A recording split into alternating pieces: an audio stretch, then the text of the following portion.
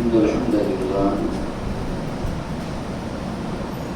نحمده ونستعينه ونستغفره ونؤمن به ونتوكل عليه ونعوذ بالله من شرور أنفسنا ومن سيئات أعمالنا من يهده الله فلا مضل له ومن يضلل فلا هادي له أشهد أن لا إله إلا الله وحده لا شريك له وأشهد أن محمدا عبده ورسوله أما بعد يا أيها الذين آمنوا اتقوا الله حق تقاته ولا تموتن إلا وأنتم مسلمون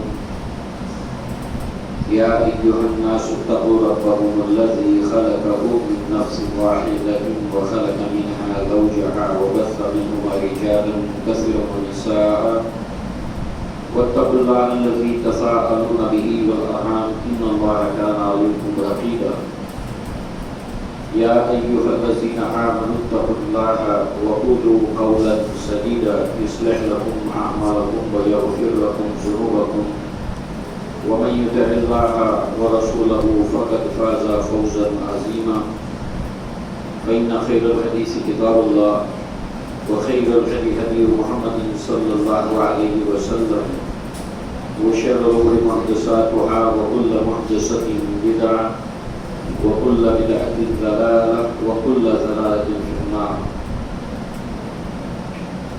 وقال الله تبارك وتعالى لقد كان لكم في رسول الله أسوة حسنة لمن كان يرجو الله واليوم الآخر وذكر الله كثيرا. رب اشرح لي صدري ويسر لي أمري واحلل عقدة من لساني يفقهوا قولي. اللهم أرنا الحق حقا وارزقنا اتباعه وأرنا الباطل باطلا وارزقنا اجتنابه. آمين يا رب العالمين. مسلیان، خواتین اسلام، سورہ احزاب کی آیت کو آپ نے سنا. اللہ تعالیٰ نے فرمایا کہ البتہ تمہارے لیے اللہ کے رسول کی زندگی میں بہترین نمونہ ہے. جو کوئی اللہ تعالیٰ سے ملاقات کی امید رکھتا ہے، آخرت کے ہونے کا اس کو یقین ہے اور وہ اللہ کو کثرت سے یاد کرتا ہے. اللہ کے نبی صلی اللہ علیہ وسلم کی سیرت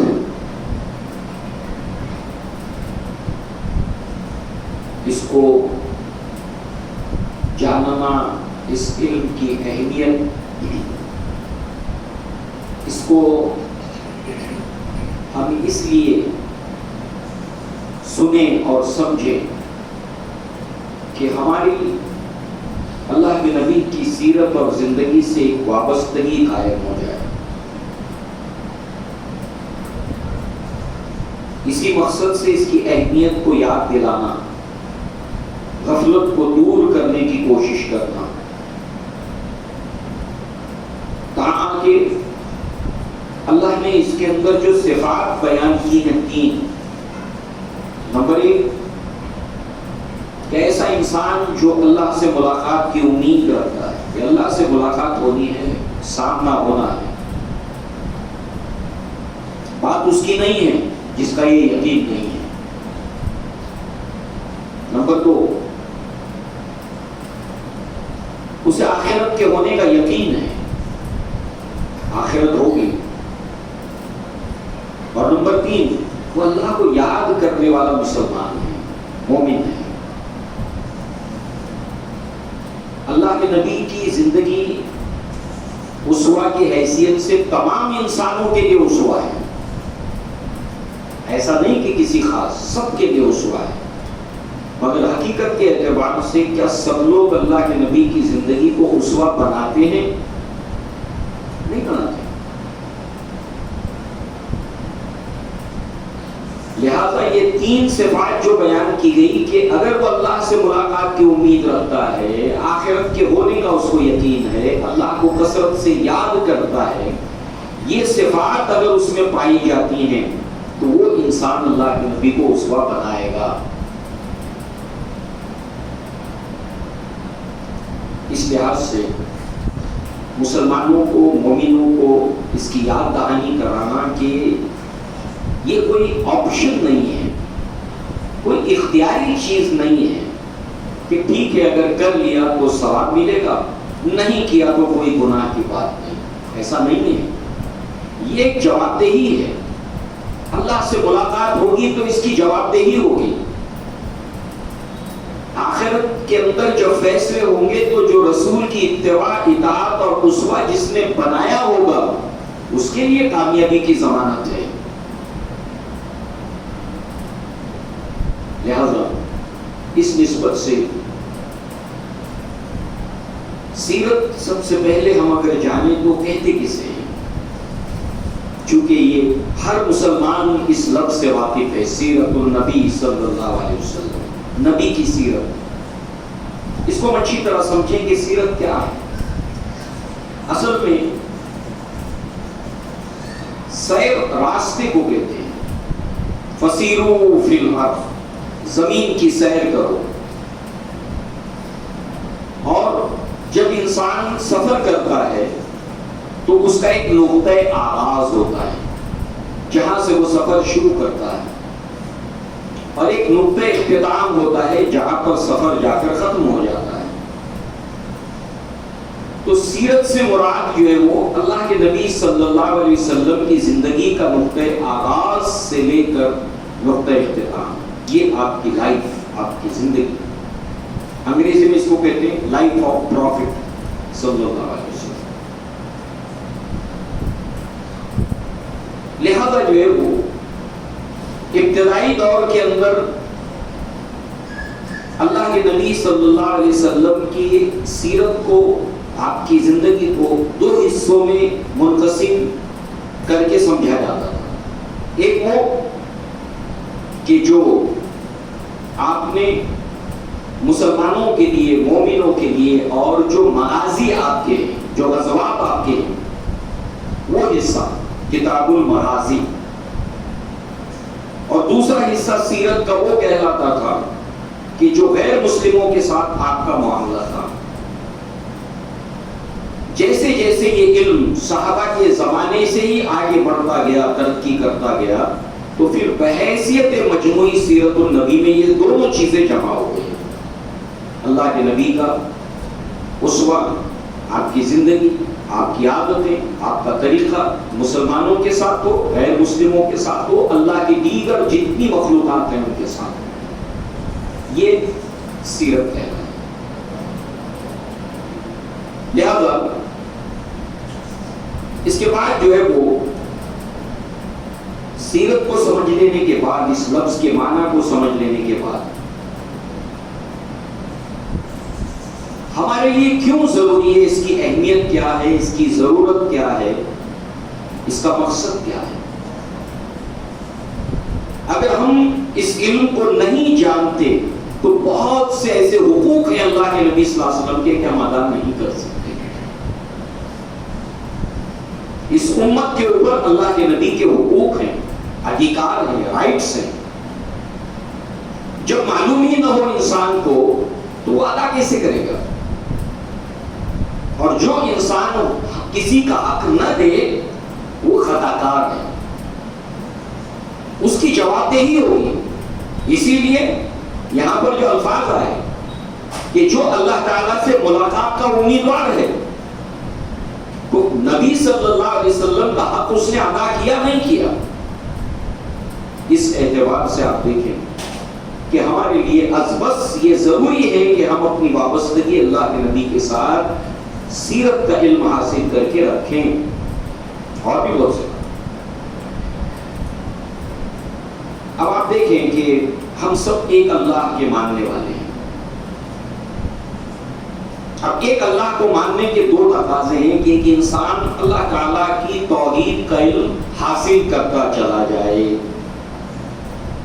اللہ کے نبی نے فرمایا وحید اللہ فإن التوحید ان اساس الطاعت، اللہ تعالیٰ کی توحید کا علم حاصل کرو، اس کے بارے میں جانکاری حاصل کرتے چلے جاؤ۔ ایسا نہیں ہے کہ کوئی انسان یہاں میں ایک اللہ کو مانتا ہوں بس چھٹی ہو گئی، نہیں، بلکہ مسلسل اس کو اللہ تبارک و تعالیٰ کی توحید کا علم حاصل وہ کرتا چلا جائے، اور اس کی کوئی انتہا نہیں ہے، اس کا کوئی اینڈ نہیں ہے۔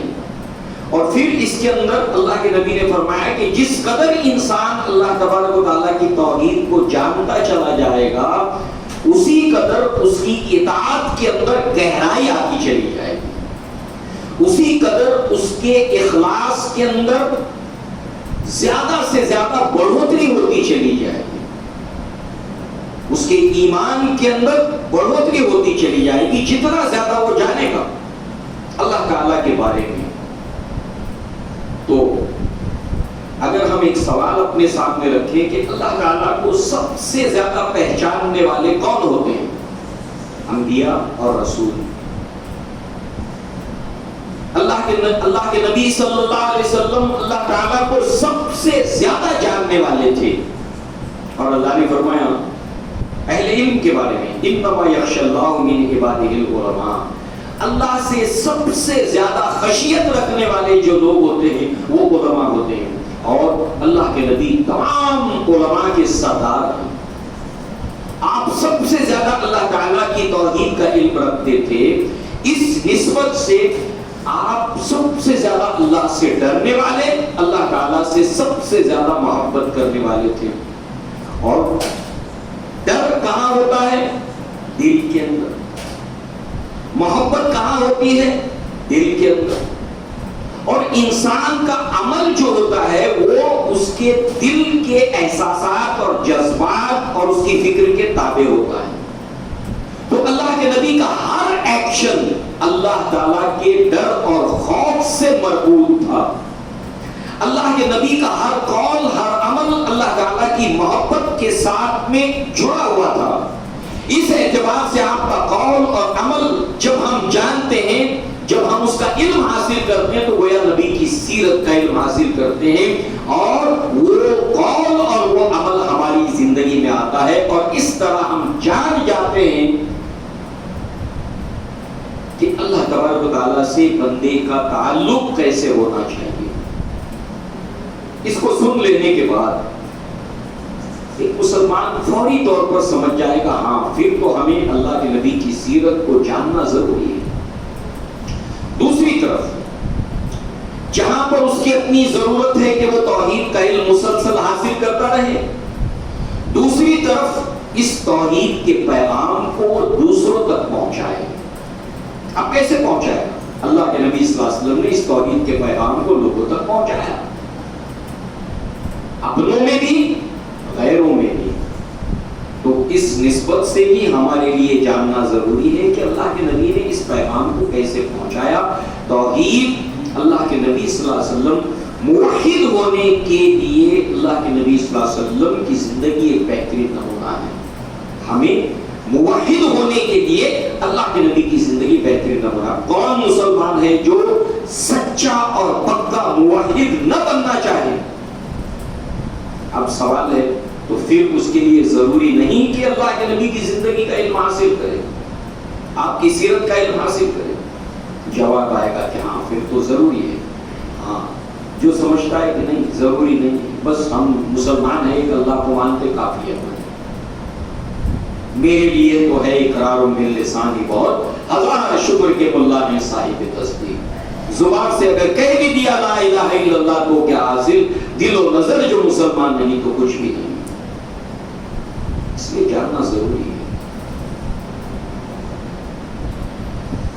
اسی کے ساتھ جو ہے وہ آپ دیکھیں کہ اللہ کے نبی صلی اللہ علیہ وسلم کی جو زندگی ہے اس کا تقابل اگر دوسرے نبیوں سے کیا جائے، آپ کی زندگی کل دوسرے انبیاء کی زندگی کل، ان دونوں کا تقابل کیا جائے، مقابلہ کیا جائے، تو ہم دیکھتے ہیں کہ اگر قرآن مجید کو ایک طرف رکھ دیں، اللہ کے نبی نے جو کچھ نبیوں کے بارے میں بتایا اس کو ایک طرف رکھ دیں، تو جتنے انبیاء دنیا میں آئے ہیں، جتنے انبیاء کے بارے میں دنیا کے لوگ جانتے ہیں، وہ انبیاء کی زندگی آن ریکارڈ موجود ہے صحیح طریقے سے،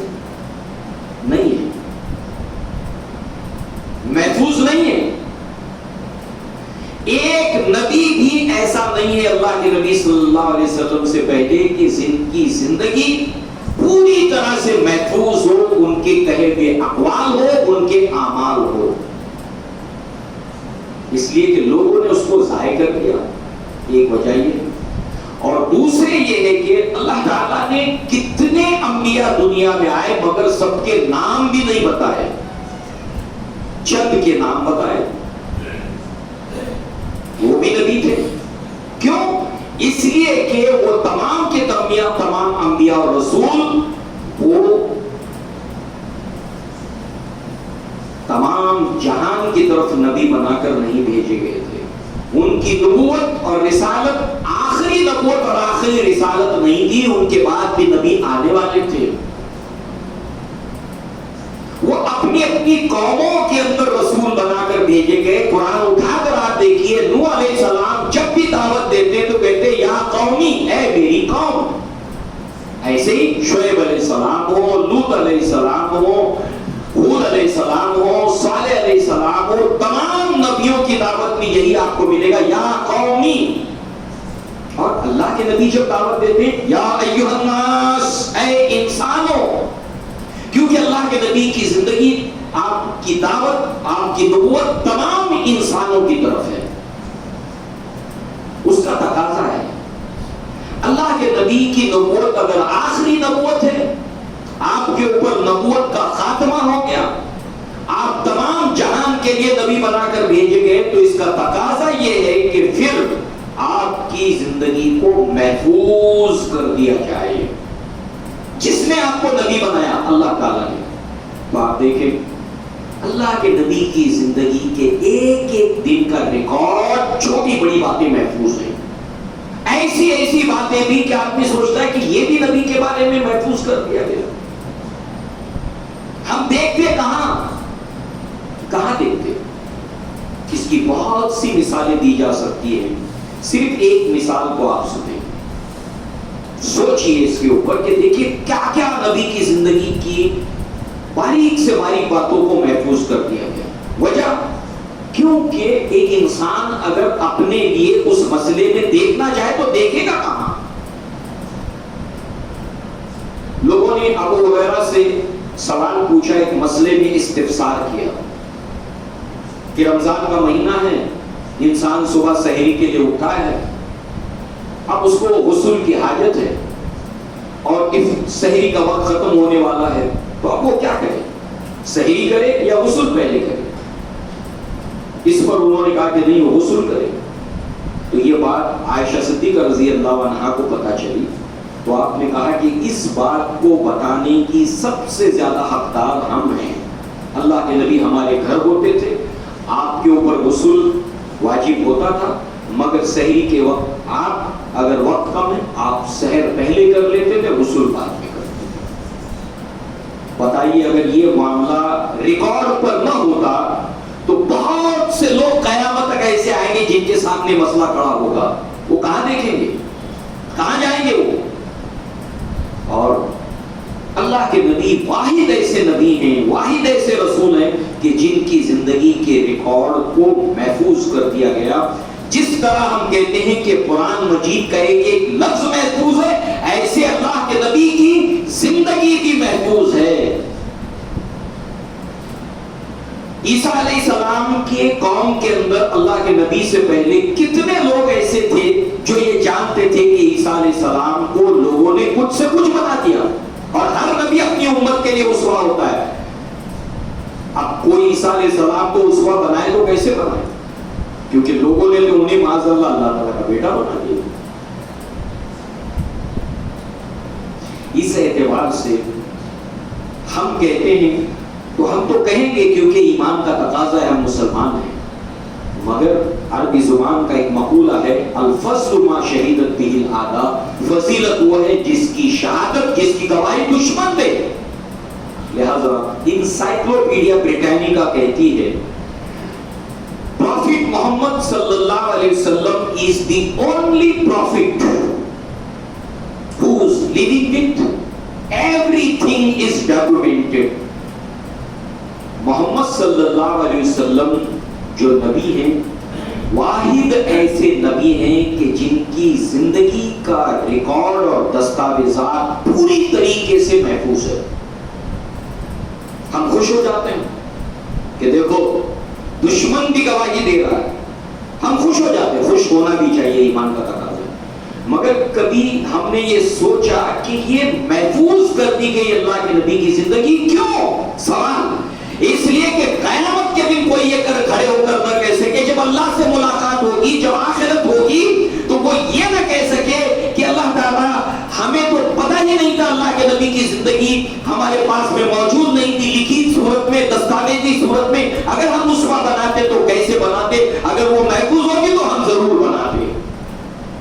لمن کان یرجو اللہ, جو اللہ سے ملاقات کا امیدوار ہے, آخرت کے ہونے کا اس کو یقین ہے اور اللہ اس کو کثرت سے یاد کرتا ہے, اس کے لیے اللہ کے نبی کی زندگی میں بہترین نمونہ ہے.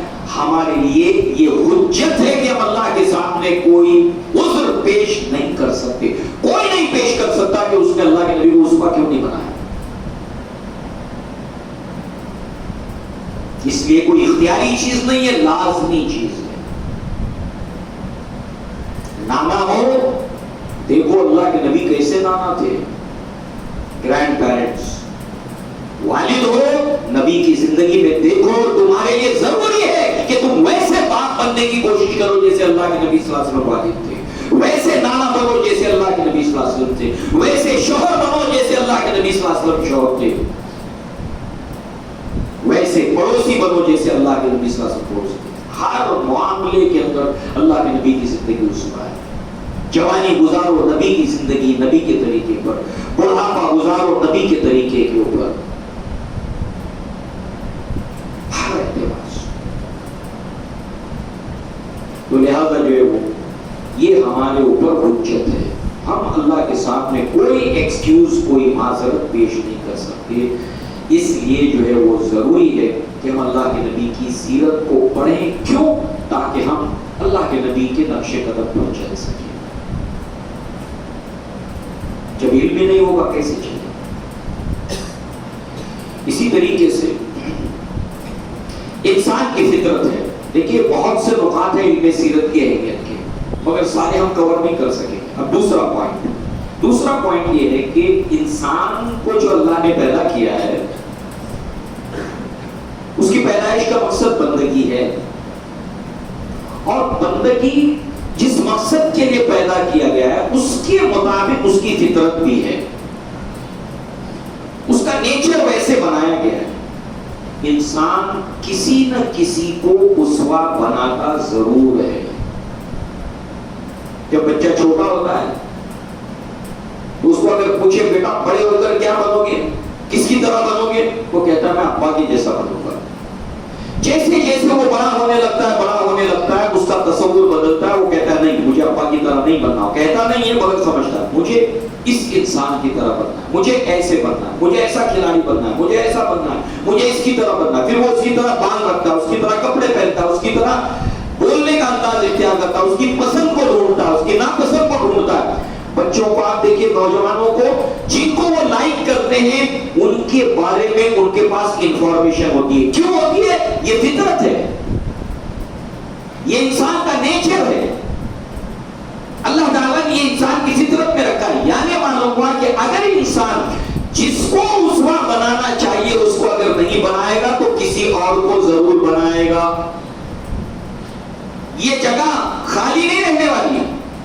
میں اس جگہ پر بیٹھا ہوں تو میں نے آکوپائی کیا اس جگہ کو, جگہ کو چھوڑ دوں میں یہاں پر آ کر ہوا بھر جائے گی, جگہ خالی نہیں رہے گی.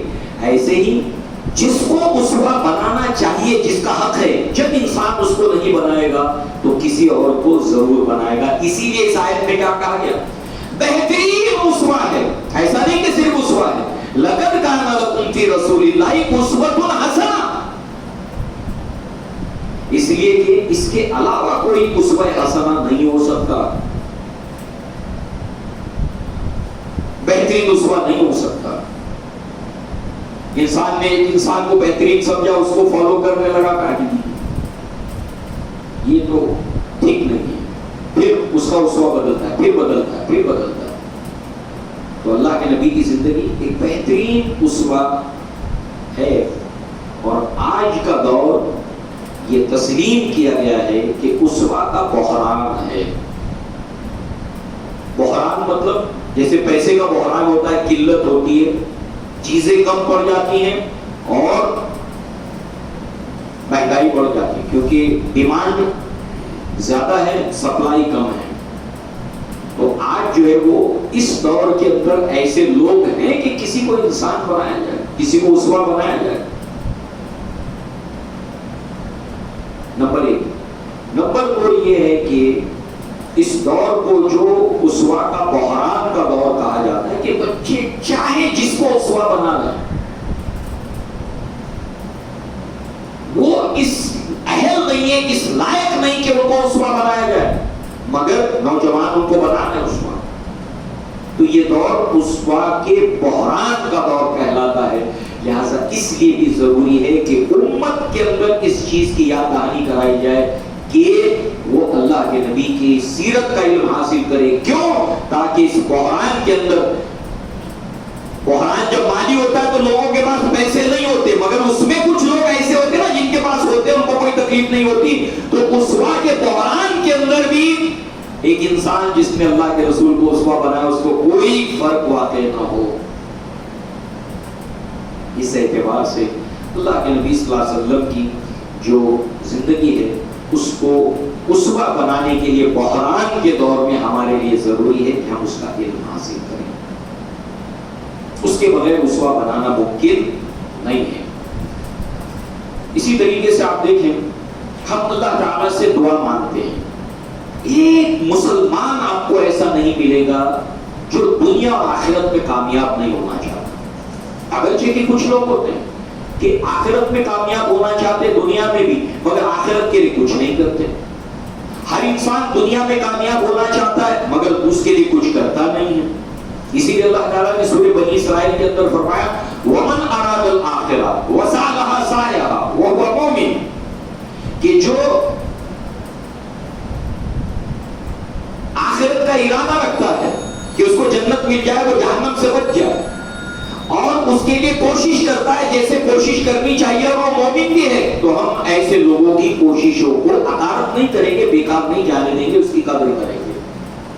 تو معلوم ہوا کہ یہاں پر ہم دعا مانگتے ہیں ربنا آتنا فی الدنیا حسنۃ وفی الآخرۃ حسنۃ وقنا عذاب النار، مگر سوال یہ پیدا ہوتا ہے کہ اللہ کے نبی صلی اللہ علیہ وسلم نے دنیا اور آخرت کی کامیابی کے اعتبار سے 4 طرح کے لوگ بتائے، 4 قسم کے لوگ بتائے. ایک، جنہیں دنیا میں کچھ نہیں ملتا، پوری زندگی تکلیف میں گزر جاتی ہے، ان کی خواہشات دفن ہو جاتی ہے سینوں کے اندر، کوئی خواہش کوئی ارمان 10 اگر پیدا ہوئے تو ایک پورا نہیں ہو پاتا، پوری زندگی تکلیف میں کٹ جاتی ہے. آخرت میں بھی ان کو کچھ نہیں ملے گا. یہ ایک قسم کے لوگ، ادھر بھی فیل ادھر بھی فیل. کچھ لوگ ایسے ہوتے ہیں جنہیں دنیا کے اندر بہت کچھ ملتا ہے، دنیا کے 10 امیر ترین لوگوں میں ان کا شمار ہوتا ہے، دنیا کا سب سے امیر آدمی نمبر 1 نمبر 2 نمبر 3، مگر آخرت میں فیل. یہ 2 ہو گئے فیل. تیسرے، جنہیں دنیا میں تو کچھ نہیں ملتا، بڑی تکلیف سے قسم پرسی کی حالت کے اندر، تکلیف کی حالت میں زندگی گزر جاتی ہے، مگر آخرت میں یہ کامیاب ہوں گے اور بڑے درجات پائیں گے. اور چوتھی قسم ہے جنہیں اللہ تعالیٰ دنیا میں بھی ایک بہترین زندگی عطا کرتا ہے اور آخرت میں بھی.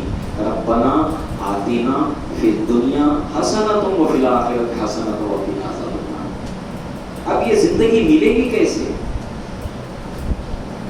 تو ہمارے لیے ضروری ہے کہ ہم اس طرح کی زندگی اگر چاہتے ہیں دنیا اور آخرت کی کامیابی کی، تو لازم ہے کہ ہم اللہ کے نبی صلی اللہ علیہ وسلم کی زندگی کو، آپ کی ہدایات کو دیکھیں، جانیں، تاکہ ہم دنیا اور آخرت میں کامیاب ہوں.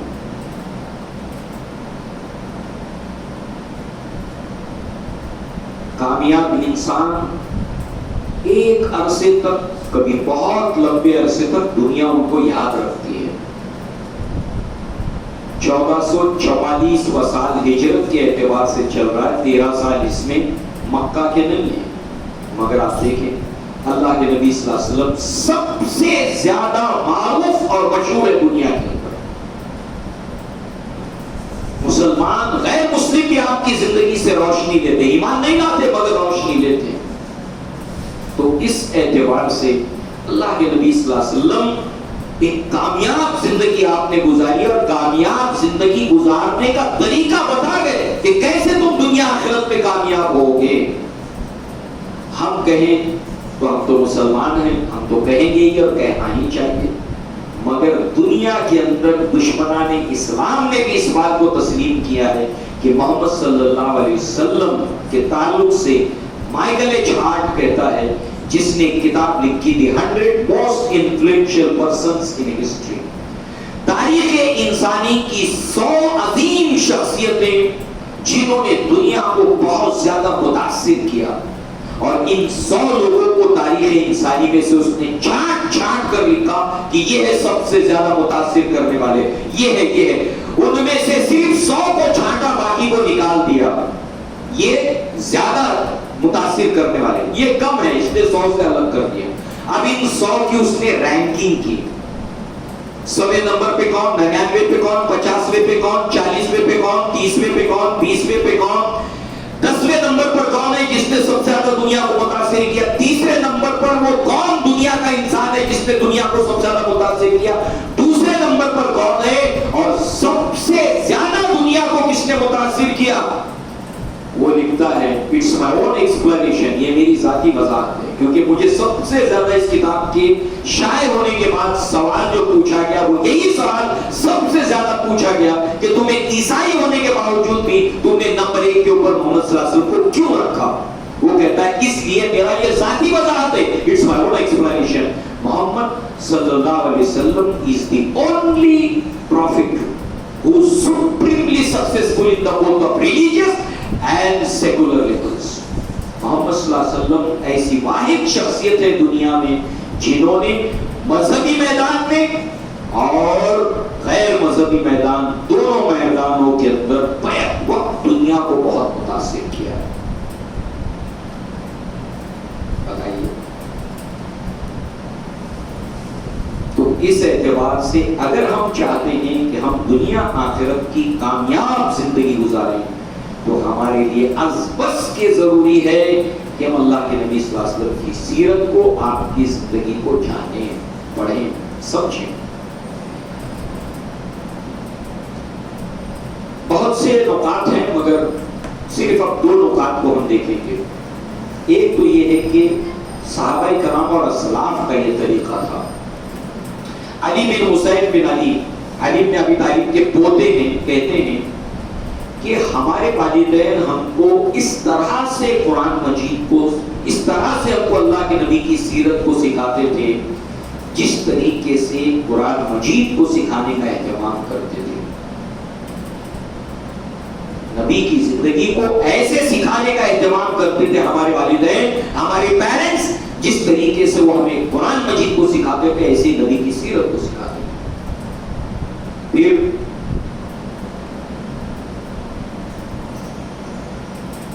سعد بن ابی وقاص کے بیٹے کہتے ہیں کہ ہمارے پیرنٹس، ہمارے والدین ہم کو اللہ کے نبی صلی اللہ علیہ وسلم کی سیرت کو سکھانے کا ایسے اہتمام کرتے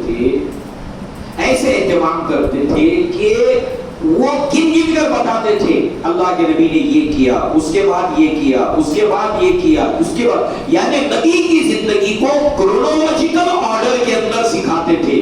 نبی نے پہلے سال میں یہ کیا، اس واقعے میں بدر کے اندر نبی نے یہ کیا، پھر یہ کیا، پھر یہ کیا، ایسے ترتیب وار نبی کی زندگی کو اپنے بچوں کو سکھاتے تھے۔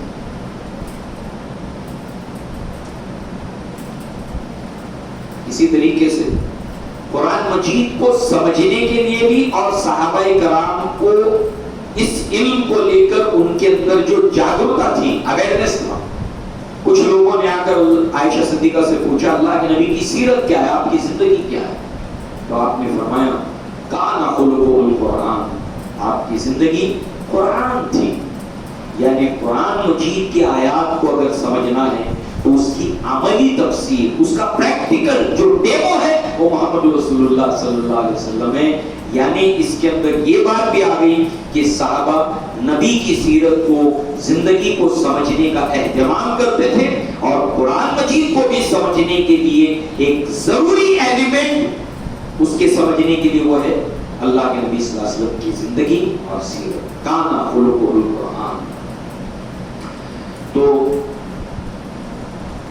دوسری طرف آخری ایک پوائنٹ وہ یہ ہے کہ اللہ تعالیٰ نے ہمیں پیدا کیا اپنی عبادت کے لیے. پوائنٹس بہت سے عبادت کے لیے پیدا کیا. وَمَا خَلَقْتُ الْجِنَّ وَالْإِنسَ إِلَّا لِيَعْبُدُونِ. ہم نے نہیں پیدا کیا جنوں اور انسانوں کو مگر اپنی عبادت کے لیے. اس کے سوا کوئی مقصد ہی نہیں ہے. عبادت کے لیے ہمیں خاص پیدا کیا گیا ہے. اور ہم جانتے ہیں کوئی بھی چیز جو کریٹ کی جاتی ہے، جو تخلیق کی جاتی ہے، اس کے تخلیق کیے جانے کا ایک مقصد ہوتا ہے. موبائل کو ایجاد کیا گیا، کیوں؟ کس لیے ایجاد کیا گیا؟ تاکہ انسان دور دراز مقام سے بھی کمیونیکیشن کر سکے. اگر یہ موبائل آپ نمبر لگائے جاتے ہیں لگتا ہی نہیں. آپ پرابلم ڈھونڈیں گے جب نہیں سالو ہوگا تو کہیں یہ بیکار ہو چکا ہے، اس کو پھینک دیں گے، ریپیئر کرنے کی کوشش کریں گے، مگر جب وہ اپنے مقصد کو پورا نہیں کر رہا ہے تو اس کو ہم کیا کر دیں گے؟ پھینک دیں گے. تو ہر چیز جو تخلیق کی جاتی ہے ایک مقصد کے ساتھ کی جاتی ہے، اور اگر وہ اپنے مقصد کو پورا نہیں کرتی تو وہ عبث اور بیکار ہو جاتی ہے. اس کی کوئی قیمت نہیں، اس کی کوئی ویلیو نہیں. زندگی آمد برائے بندگی، بے بندگی زندگی شرمندگی. کوئی ویلیو نہیں ہے اس کی. مفت میں کسی کو دینا چاہیں گے غصہ ہو جائے گا کوئی آدمی، چل میرا بیکار کی چیز تم مجھے دے رہے ہو، خرمان چیزیں کام نہیں کرتی، تم نے مجھے اٹھا کر دے دی. مفت تمہیں کوئی لے گا نہیں. کوئی ویلیو نہیں ہوتی اس کی جو چیز مقصد کے لیے بنائی جاتی ہو.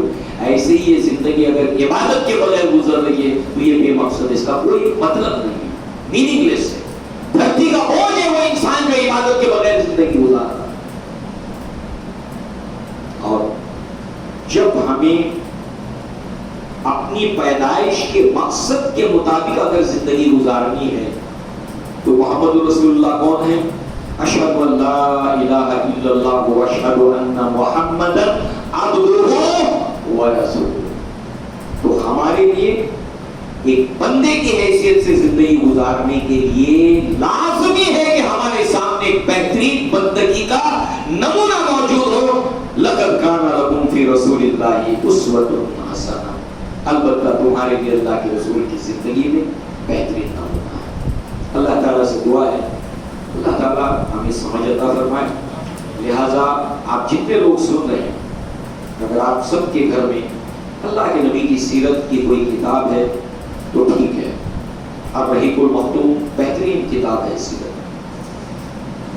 اور بہت سی کتابیں ہیں، بڑی بڑی ضخیم جلدوں کے اندر کتابیں، مگر کم سے کم رات میں سونے سے پہلے ایک بار 2-3 اس کے صفحے ضرور پڑھ کے آپ سنیں.